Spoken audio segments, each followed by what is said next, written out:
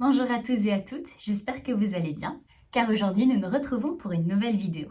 Il y a 2 semaines, je vous ai sorti une vidéo dans laquelle je vous explique avec détail toute l'histoire, le lore en quelque sorte, derrière Danse Macabre. Et bien aujourd'hui, à l'heure où je vous parle, ce matin même, à 8h du matin, je vais sur YouTube et qu'est-ce que je vois? La nouvelle partie du making of de Danse Macabre vient de sortir. Mais pas que, et c'est pour ça que je vous fais cette vidéo.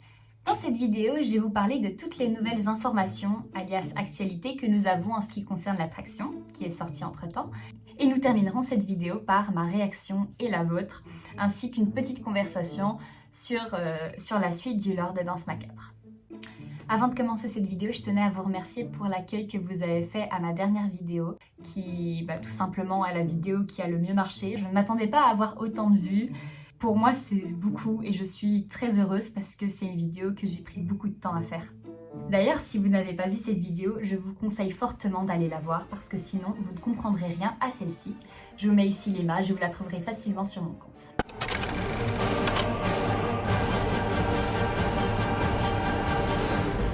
Alors en ce qui concerne les updates, on n'en a pas beaucoup, mais il faut savoir que Efteling aime beaucoup teaser les fans, moi y compris, avec certaines vidéos, certaines images. Ce qui est génial, c'est qu'il y a beaucoup de fans d'Efteling qui vont régulièrement au parc et qui prennent des vidéos pour montrer les updates de la construction, qui montrent un petit peu ce qui a été mis en place. Je tiens juste à le rappeler, même si je l'ai déjà dit, c'est le plus ambitieux projet d'Efteling depuis 2022. Évidemment, le deuxième plus grand succès, c'est le Grand Hôtel, mais ça, je vous en parlerai dans une autre vidéo, ce n'est pas le sujet. Le parc d'Efteling, ils savent à quel point les fans attendent, surtout que, pour rappel, cette attraction était autrefois Spooksloot, qui était une maison hantée dans laquelle on pouvait voir un spectacle interactif de 7 minutes. Elle a existé entre 1978 jusqu'en 2022, et c'était une attraction très appréciée. Le problème, c'est qu'elle commençait à vieillir, et c'était la moins populaire, donc il a fallu la retirer. Dans le making-of, les designers d'Efteling insistent sur le fait qu'il y aura plusieurs éléments die viennent en fait de Spooksloot. Wij vinden vanuit de Efteling heel erg belangrijk dat de oude spullen die wij gemaakt hebben voor de Efteling en door de Efteling bewaard worden voor de eeuwigheid. En een aantal stukken die we uit het oude Spookslot gehaald hebben, komen 1 op 1 terug in het nieuwe Spookslot. Die waren nog zo goed na 44 jaar en die vonden we nog zo mooi dat we ze gewoon 1 op 1 opnieuw gaan gebruiken. Een voorbeeld daarvan is de griezelige kaarsenhouder. Deze hing in de achtkantige toren in het oude Spookslot, in de meandering. We gaan ze misschien een beetje repareren en her en der wat nieuwe verf geven. Maar uiteindelijk gaan ze 1 op 1 terug. C'est ça que j'aime beaucoup avec Efteling. Pour eux, tous les détails et éléments de chaque attraction, même s'ils les détruisent, c'est du patrimoine. Ils n'ont pas voulu non plus tout nous révéler pour nous garder la surprise, mais ils ont bien indiqué qu'il y aura beaucoup de choses que les fans de Spooksloot reconnaîtront. D'ailleurs, tant qu'on est là, j'ai appris quelque chose sur Spooksloot. Saviez-vous que l'artiste féminine Kate Bush a tourné un clip dans Spooksloot à Efteling? Ah, mais je vous jure!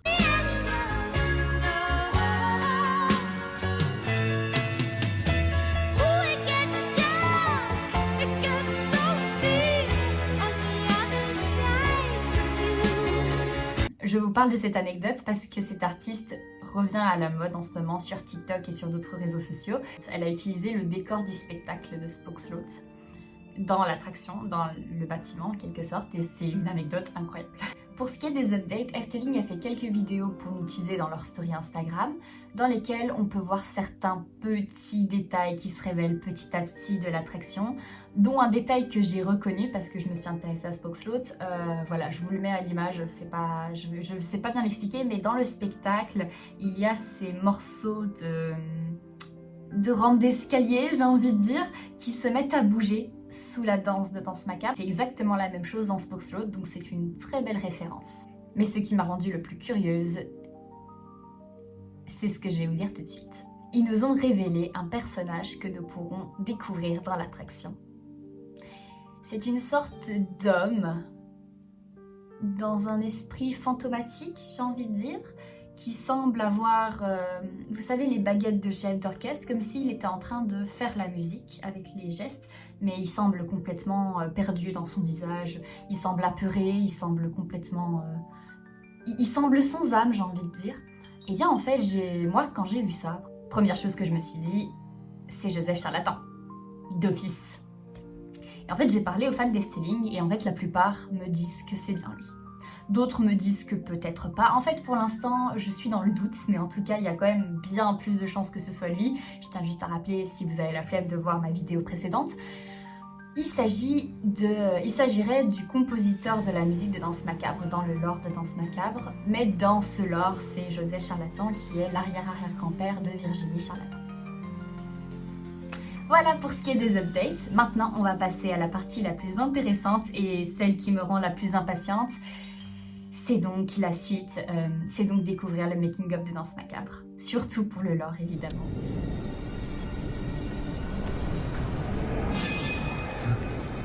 Mais avant de visionner cette vidéo, je voulais vous faire part de toutes les questions que je me pose ou toutes les questions que je vous ai posées, évidemment, en fin de vidéo, parce qu'on ne savait pas la suite.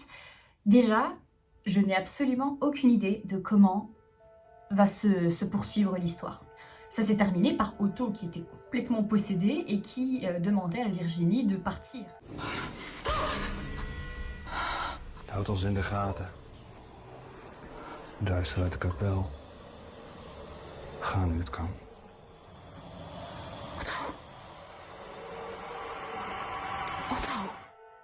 On peut imaginer tellement de choses.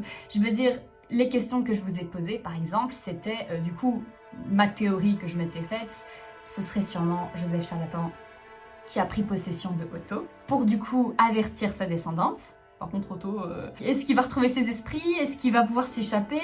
Est-ce qu'on va en apprendre plus sur ce monstre? Parce que moi, la théorie que je me fais, et je pense que vous le saviez aussi, ce chat noir emblématique, c'est sûrement... Il a pris une forme monstrueuse. Moi, je ne vois que ça. Il y a tellement d'indices qui le prouvent. L'ombre sous l'orage qu'on a pu voir, le fait qu'il devenait agressif la nuit alors que le jour, il est complètement silencieux, il est complètement neutre.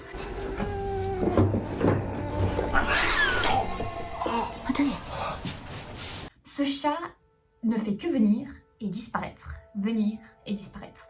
Après, moi, je pense personnellement que ce chat est complètement possédé, comme si c'était la forêt qui possédait ou c'était les esprits qui s'emparaient du chat en fait, j'ai envie de dire. Je pense pas que le chat en lui-même cherche à faire du mal, parce que vous voyez bien que le jour il est complètement normal, mais je pense plutôt que c'est des esprits maléfiques dans la forêt qui essayent de s'emparer de lui. Et je tiens juste à rappeler, ils ont parlé de la chapelle de Catsevel, de l'abbaye de Catsevel. Je vous avais expliqué cette abbaye. Eh bien en fait, c'est le bâtiment emblématique dans lequel nous allons nous rendre pour cette attraction, en fait, lorsqu'elle sera ouverte, mais ils sont toujours pas allés dans cette fameuse abbaye. Donc, est-ce qu'ils vont y entrer, vous croyez? Ah, je sais pas.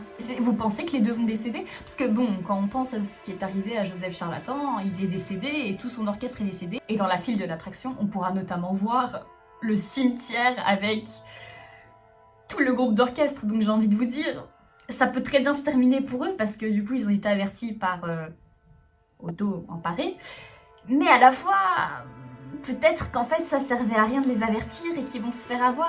Après bon, j'ai envie de dire, d'un côté c'est Efteling, parce que je connais leurs histoires de toutes leurs attractions.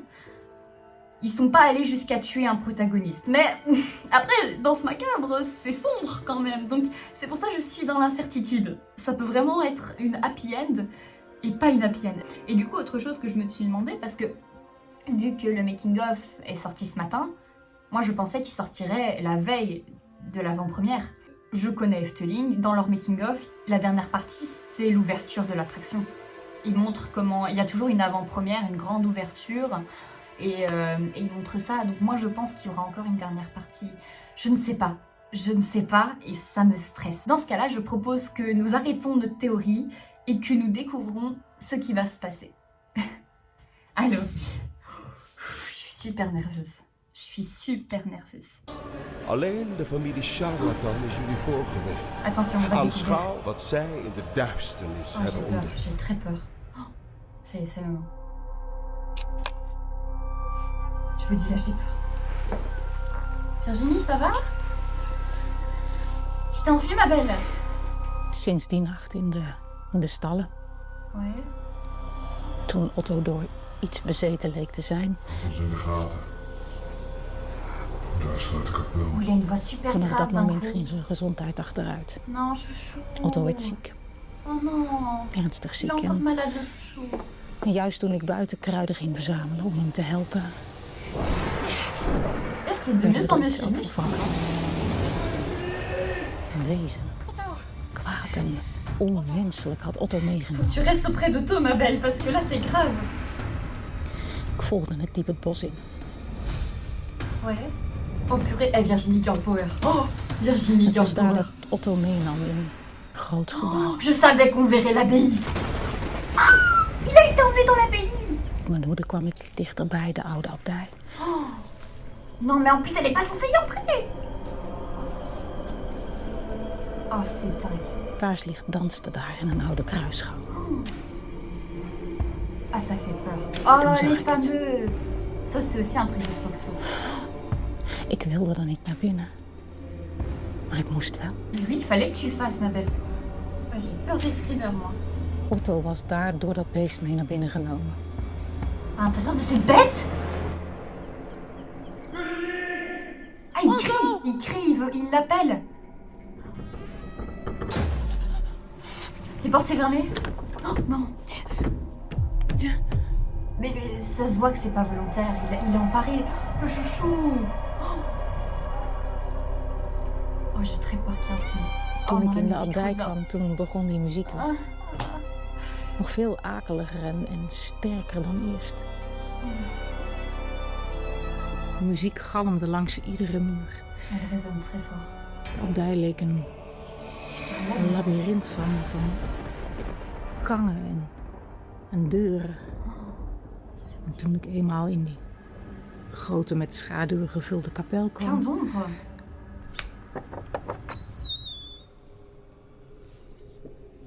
Oh, j'ai vraiment... Elle a du courage, hein. Oh, elle a du courage. Ah, je sens le screamer arriver. Je sens le screamer arriver.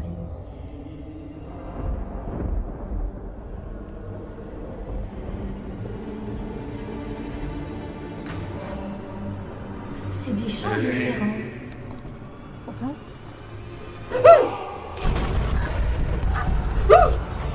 Photo à la vache!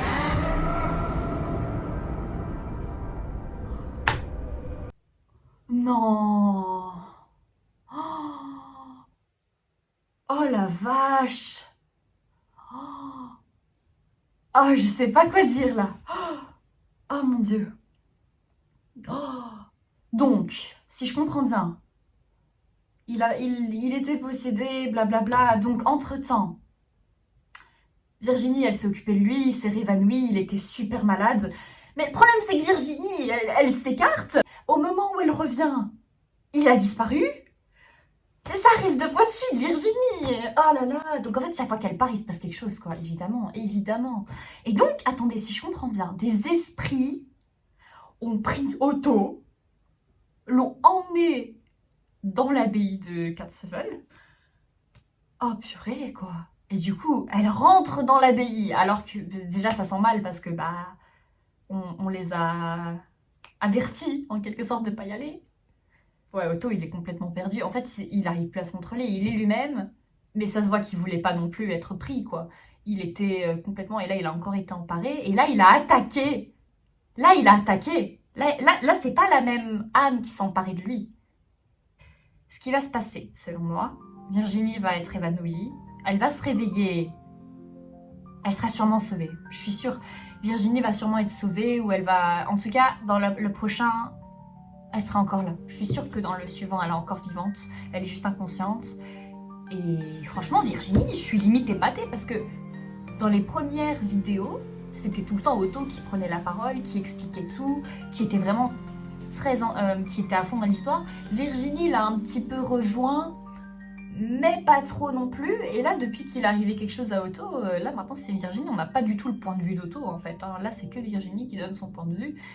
Et franchement, elle est très courageuse, Virginie. Elle a vraiment marché elle les a suivis jusqu'à l'abbaye. Ben là, ça va commencer à se jouer parce que là, ils sont dans l'abbaye. On va voir comment cette histoire va se terminer, mais je vous avoue que je sais pas du tout. Je suis contente que ce soit pas la dernière partie, parce que je vous ai dit, ça me paraissait trop soudain pour que ça se termine aussi vite, quoi, parce que je trouvais qu'il y avait tellement de choses encore à remplir. Waouh, c'était... Ça, c'est le cas de le dire, c'était intense, hein. J'ai l'impression, au plus ces épisodes passent, Au plus, ça devient difficile à regarder. Enfin, difficile dans le sens où c'est très sombre, il y a des screamers. Là, ça va, j'ai cru y aller en avoir. Mais même, vous avez remarqué, les bruits sont différents. Parce que chaque fois, c'était la musique, la composition Danse Macabre. Mais là, il y avait des chants. Je trouve que ça fait un peu les chants d'église, comme ça, vous savez. Mais des chants qui font plus diaboliques. Et en fait, les gens qui prenaient Otto, en fait, j'ai reconnu, parce qu'il y a ça aussi dans le spectacle de Spookslot. Au début du spectacle de Spookslot, on voit ces gens capuchonnés qui tiennent un cadavre, en fait. Donc en fait, c'est comme s'ils voulaient s'emparer de l'âme de Otto et faire genre qu'il est mort. Et du coup, l'enterrer, c'est horrible. Donc je pense pas qu'ils vont mourir. Après, il va quand même leur arriver quelque chose, je pense. Mais je sais pas quoi. Ce sera tout pour cette vidéo. Merci beaucoup de l'avoir regardée. J'espère qu'elle vous a plu, bien entendu. Si c'est le cas, n'hésitez pas à me le faire savoir. Je sais que c'était pas très long, mais je voulais vraiment vous partager mes opinions, vous partager mes théories avec vous. Et comme ça, vous pouvez en apprendre plus sur cette histoire si vous l'avez appréciée dans ma précédente vidéo. Je vous dis à bientôt pour cette fois-ci. Et je serai bel et bien à l'ouverture de Danse Macabre. Pas le jour même, bien entendu, mais j'y serai début novembre. Et je vais sûrement faire un vlog dans lequel je vais vous montrer mon aperçu sur l'attraction, mes opinions, ce que je vois dans la file, etc. etc. Donc voilà, j'ai hâte de vous faire tout ça. Et sur ce, je vous dis à très bientôt pour une prochaine vidéo. Bisous, bisous!